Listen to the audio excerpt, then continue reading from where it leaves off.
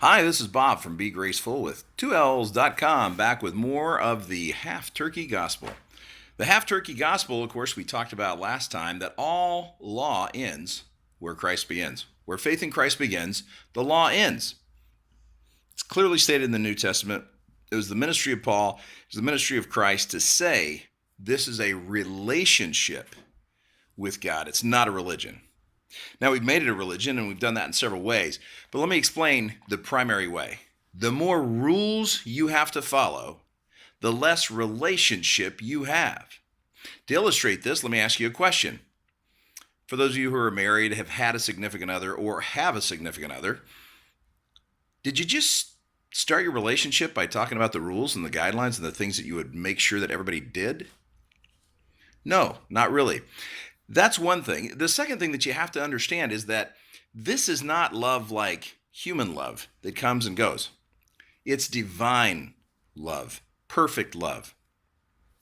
You see, the more rules that we have, the more laws that we have, the more laws that we have to follow, which is what religion gives us, well, that equates out to the more arguments we have, the more hate we have, the more bitterness we have, the more things we have, like what happened in Egypt, where Muslims killed Muslims because they were a different sect. They had different rules. They had different ideas of what their religion was supposed to be. So even within the same religion, this happens.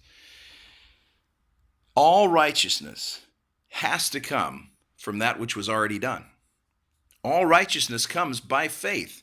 We talked a little bit about this in the Half Turkey Gospel Part 1, but in the Half Turkey Gospel Part 2, we can see the spiritual principle, the spiritual dynamic at work.